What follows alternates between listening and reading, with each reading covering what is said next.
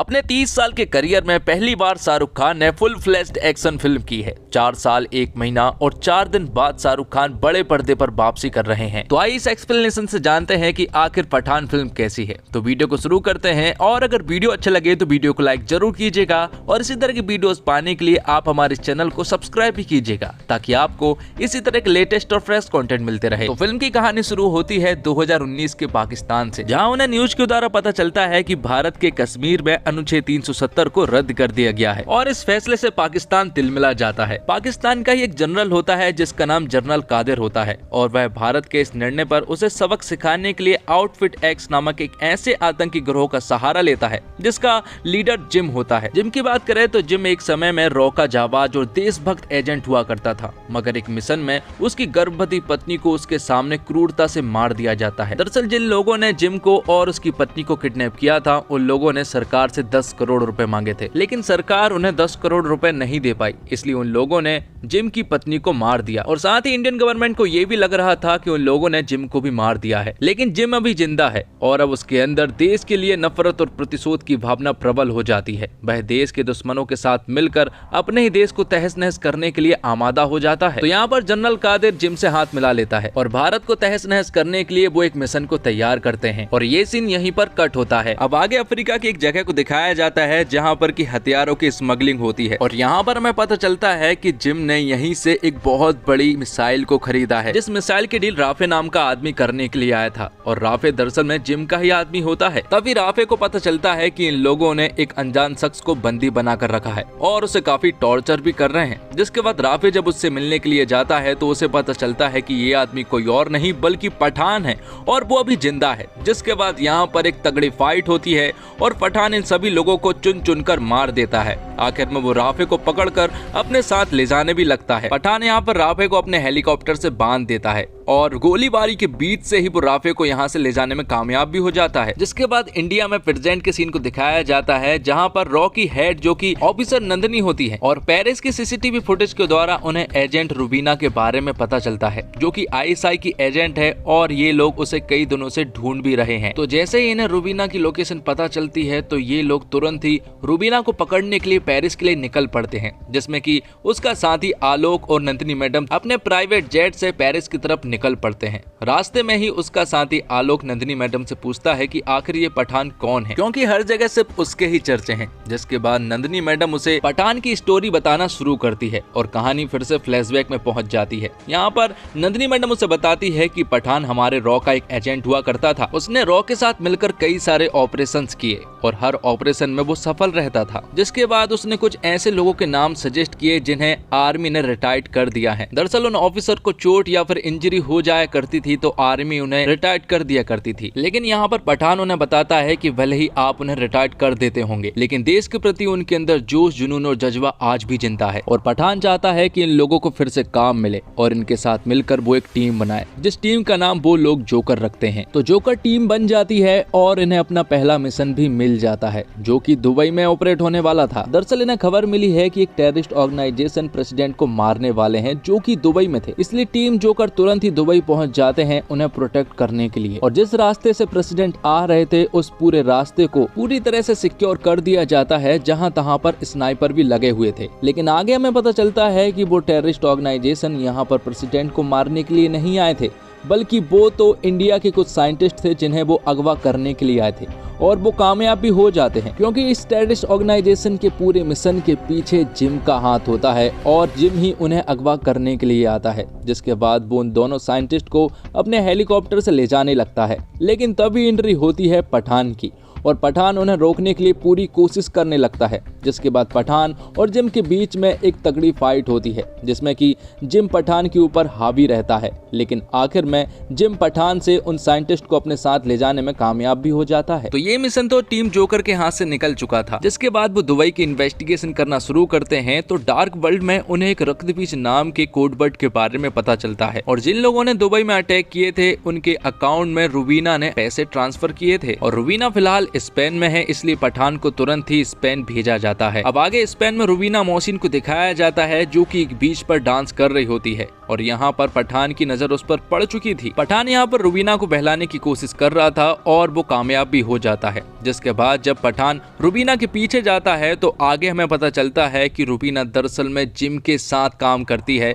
और वो उन्हीं की टीम में शामिल है। जिम के साथ यहाँ पर कई सारे लोग थे जिनके पास हथियार भी थे। यहाँ पर जिम पठान से कहता है कि उसके साथ ऐसे ऐसे लोग हैं जो कि विदेशों के इंटेलिजेंस के साथ काम किया करते थे और अब वो सभी लोग उसके साथ काम करते हैं और कमी है तो सिर्फ एक रॉ एजेंट की। इसलिए जिम चाहता है कि पठान भी उनके साथ काम करने लगे, लेकिन पठान यहाँ पर साफ मना कर देता है। जिसके बाद जिम उसे मारने का ऑर्डर देकर यहाँ से चला जाता है और जब जिम के आदमी पठान को मारने ही वाले होते हैं कि तभी अचानक से रुबीना जिम के आदमियों के साथ फाइट करने लगती है और उन सभी को मारना शुरू कर देती है। जिसके बाद यहाँ पर एक तगड़ी फाइट होती है और आखिर में रुबीना और पठान साथ मिलकर जिम के आदमियों के साथ फाइट करते हैं और यहाँ से बचकर भाग निकलते हैं। एक सेफ जगह पर पहुँचने के बाद पठान रुबीना से कहता है कि आखिर उसने उसकी जान क्यों बचाई, क्योंकि वो तो एक आईएसआई एजेंट है और मैं एक रॉ का एजेंट हूँ जिनके बीच में बिल्कुल भी नहीं बनती है, तो उसने मुझे आखिर क्यों बचाया। जिस पर रुबीना पठान से कहती है कि मुझे जो चाहिए है वो तुम ही दिला सकते हो। और यहाँ पर रुबीना रक्त बीज नाम के कोडवर्ड के बारे में जिक्र करती है। वो कहती है कि वो रक्त बीज को पाना चाहती है, इसलिए वो जिम के साथ 1 साल से खुफिया तरीके से उनके साथ रह रही है। साथ में वो उसे बताती है कि उनके पास रक्त बीज को पाने के लिए सिर्फ 7 दिन है। अगर वो 7 दिन में रक्त बीज को नहीं पा सके तो 7वें दिन जिम के पास रक्त बीज की डिलीवरी हो जाएगी। जिसके बाद पठान जिस जगह पर रक्त बीज है उस जगह की पूरी इन्वेस्टिगेशन कर डालता है और एक धांसू प्लान भी बना लेता है। साथ ही पठान रुबीना को बताता है कि रक्त बीज जिस बोल्ट में है उस बोल्ट को ना तो काटा जा सकता है और ना ही एसिड से जलाया जा सकता है। उस बोल्ट को सिर्फ खोला जा सकता है एक ताले और चाबी की मदद से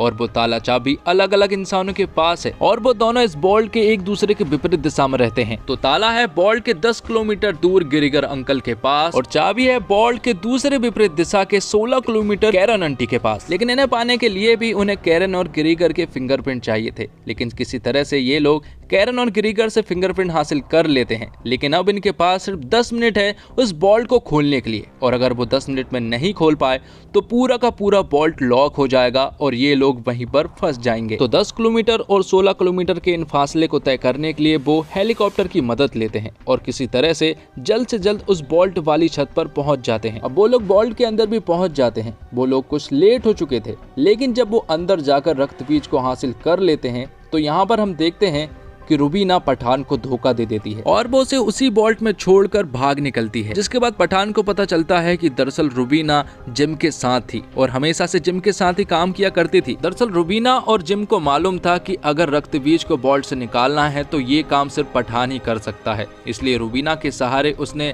पठान की नजदीकियां बढ़ाई और पठान से ये काम करा लिया। तब आखिर में पठान रशियन पुलिस के हाथ पकड़ा जा चुका था और उसे अरेस्ट कर लिया गया था। जिसके बाद कहानी प्रेजेंट में आती है और हम पठान को रशियन जेल में देखते हैं और यहाँ पर रशियन पुलिस ने इंडिया से नंदिनी मैडम को भी बुला लिया था क्योंकि उन्हें मालूम है कि ये एक रॉ का एजेंट है। इसलिए उन्होंने जब नंदिनी मैडम से पूछा कि क्या ये तुम्हारे साथ है तो नंदिनी मैडम ने उसे पहचानने से साफ इनकार कर दिया था। जिसके बाद रशियन पुलिस पठान को ट्रेन के द्वारा एक दूसरे जेल में शिफ्ट करने के लिए भेजने लगती है। लेकिन उस ट्रेन में रशियन के कई सारे गुंडे भरे पड़े थे जो कि पठान को मारना चाहते थे। जिसके बाद उनके बीच में एक तगड़ी फाइट होती है और आखिर में जब वो रशियन पठान को मारने ही वाले होते हैं कि तभी यहाँ पर एंट्री होती है सलमान खान मतलब कि टाइगर की। जिसके बाद टाइगर और पठान दोनों साथ मिलकर उन रशियन से भिड़ जाते हैं और यहाँ पर कम से कम 10-15 मिनट की एक तगड़ी फाइट होती है। जिसके बाद टाइगर और पठान जब आपस में बात कर रहे होते हैं तो यहाँ पर टाइगर पठान से कहता है कि उसे एक जरूरी मिशन के लिए जाना है और हो सकता है कि उसे पठान की जरूरत पड़े। तब पठान उससे कहता है कि वो हमेशा उसके लिए तैयार रहेगा, इसलिए वो यहाँ पर बाधा भी करता है। अब आगे हम नंदिनी मैडम को देखते हैं जो कि पठान के पास आई थी। दरअसल रशियन जेल में कोर्ट के द्वारा पठान ने बता दिया था कि उसे लेने के लिए टाइगर आ रहा है। तब नंदिनी मैडम भी पठान को बता देती है कि रुबीना उन्हें मिल चुकी है और वो पेरिस में है। तब पठान तुरंत ही रुबीना को पकड़ने के लिए पेरिस निकल पड़ता है और फाइनली उसे पकड़ भी लेता है, जहां रुबीना पठान को सब कुछ सच सच बता देती है कि आखिर जिम का प्लान क्या है। वो उसे बताती है कि जिम रक्तबीज के जरिए एक नया म्यूटेंट वायरस बना रहा है, इसलिए उसने इंडिया के उन 2 साइंटिस्ट को अगवा किया था। रुबीना बताती है कि ये वायरस कोविड-19 से भी ज्यादा घातक रहने वाला है।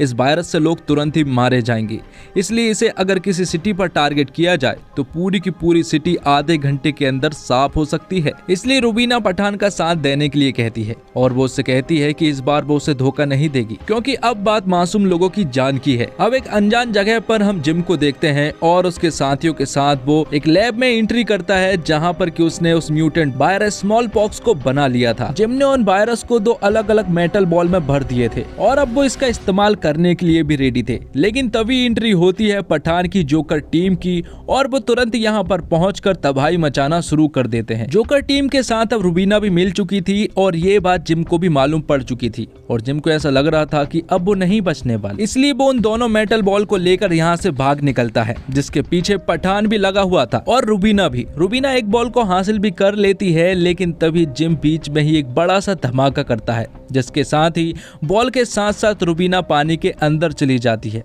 और वो डूबने भी लगती है। लेकिन आखिर में पठान पानी में कूदकर रुबीना की जान बचा लेता है और उस मेटल बॉल को भी बाहर निकाल लेता है। तो एक मेटल की बॉल जिम लेकर चला गया था, तो वहीं दूसरी बॉल पठान यानी कि रॉ के पास थी। पठान चाहता था कि ये मेटल की बॉल को वो डिस्ट्रॉय कर दे, लेकिन मेजर लूथरा चाहते हैं कि वो इस वायरस को चेक करे और इसका एंटीट्यूड बनाए। साथ ही वो यहाँ पर रुबीना को अरेस्ट कर लेते हैं, क्योंकि वो ISI की एजेंट थी, इसलिए बेरहमी से रुबीना को अरेस्ट कर लिया जाता है। पठान उससे वादा करता है कि उसे कुछ नहीं होगा और वो उसे छुड़ा भी लेगा। तब उस मेटल की बॉल को लैब में भेजा जाता है परीक्षण के लिए। उस बॉल में 3 लेयर थी और उसे खास तरह से डिजाइन भी किया गया था। जब उन तीनों लेयर को खोला जाता है तो साइंटिस्ट को पता चलता है कि उस बॉल के अंदर कोई वायरस नहीं है बल्कि मिनरल वाटर है। तभी जिम यहाँ के सिस्टम को हैक करके वीडियो कॉल पर आता है और वो सभी से कहता है कि उसका मिशन सक्सेसफुल हो चुका है। वो उन्हें बताता है कि जब तुमने इस बॉल को खोला था तभी उसका मिशन सक्सेसफुल हो चुका था। वो उन्हें बताता है कि जब तुम इस बॉल को 3 लेयर में खोल रहे थे तभी वो वायरस सभी के संपर्क में आ चुका था और अब वो पूरे लैब में पूरी तरह से फैल चुका है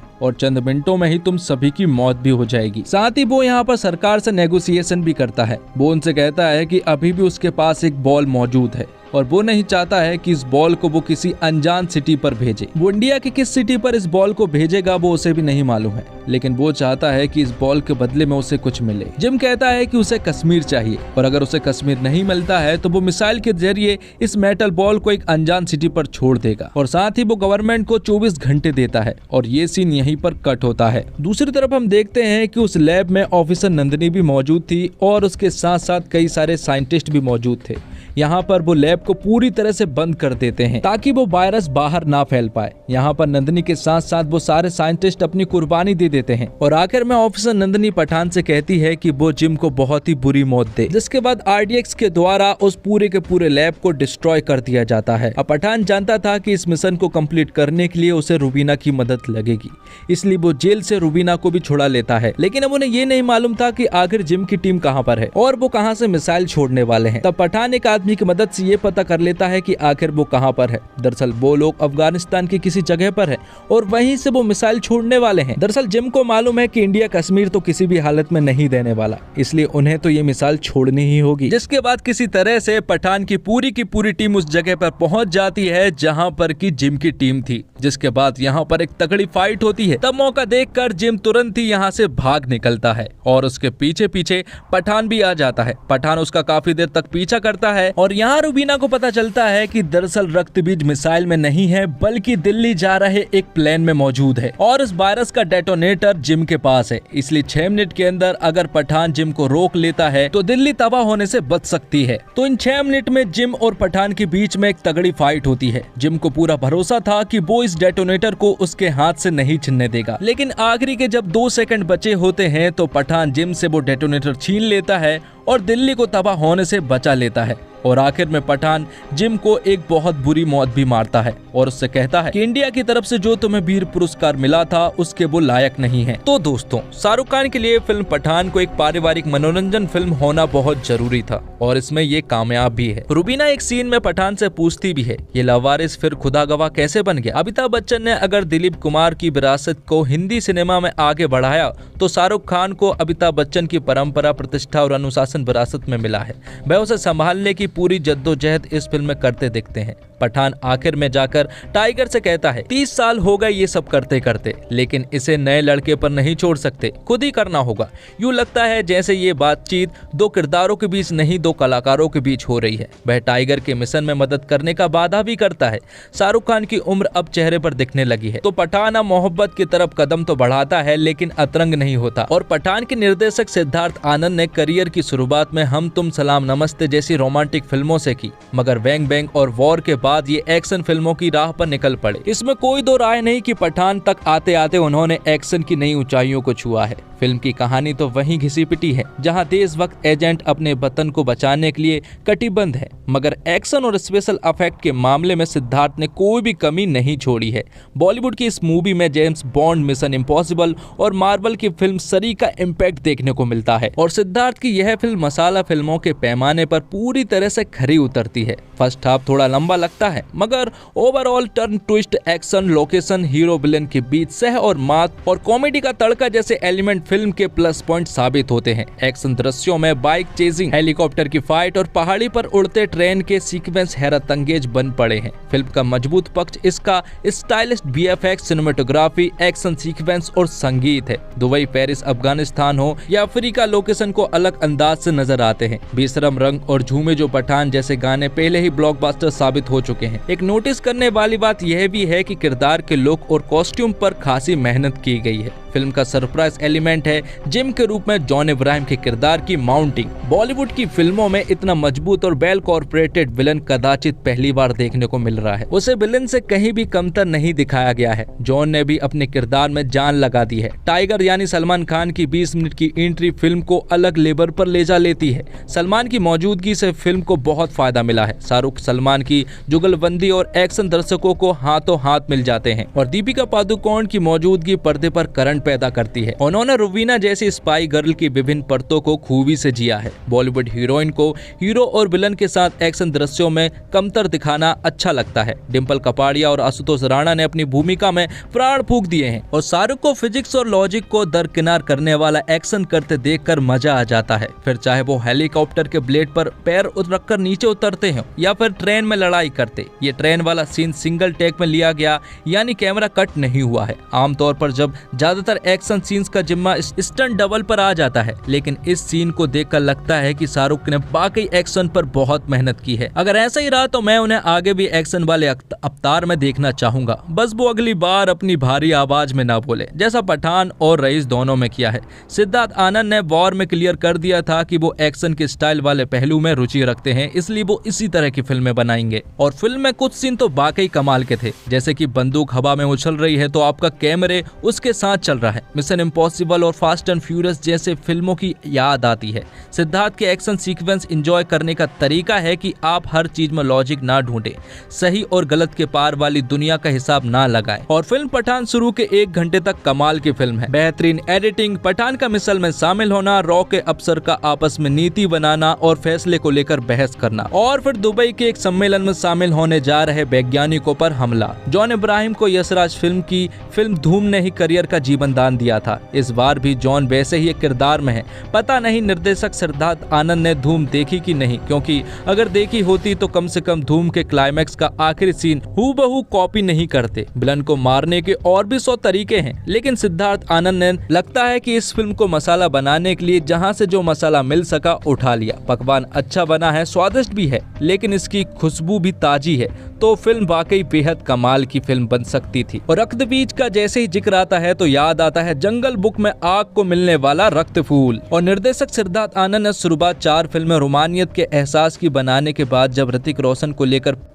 पहली एक्शन फिल्म बैंग बैंग बनाई, तभी उनके नजरिए का पहला अंदाजा हिंदी सिनेमा के दर्शकों को लग गया था। वह सिनेमा सोचते वाकई बहुत विशाल और भव्य है। उनकी सोच और सही कहानी का संगम हुआ फिल्म वॉर में। नतीजा सबको पता ही है। उसी सोच और सही नजरिए की फिल्म पठान भी है। कैमरा यहाँ सीधे कलाकारों के चेहरे पर नहीं आ टिकता है, वह आसमान से दिखता है। आसमान के वातावरण में दर्शक को बांधता है, फिर चाहे वह जॉन का अड्डा हो, बेशरम रंग का फिल्मांकन हो, दुनिया की सबसे गहरी मीठी पानी की झील की सतह पर बाइक चेज हो, या फिर पहाड़ियों से गुजरती ट्रेन पर फिल्माया गया एक्शन सीक्वेंस। उनके निर्देशन में एक सफाई है, एक रोमांच है और एक ऐसा आकर्षण जो सही सितारों और सही कहानी मिलने पर कमाल करता है। कमाल यहाँ भी उन्होंने किया है। 2 घंटे 26 मिनट की फिल्म है, वह दर्शकों को आखिर तक बांधे भी रखते हैं। तो दोस्तों, इसी के साथ ये एक्सप्लेनेशन यहीं पर खत्म होता है। उम्मीद करता हूँ आपको वीडियो पसंद आई होगी। वीडियो पसंद आई हो तो वीडियो को लाइक जरूर कीजिएगा और इसी तरह की वीडियोस पाने के लिए आप हमारे चैनल को सब्सक्राइब भी कीजिएगा, ताकि आपको इसी तरह के लेटेस्ट और फ्रेश कंटेंट मिलते रहे। धन्यवाद। जय हिंद, जय भारत, जय श्री राम।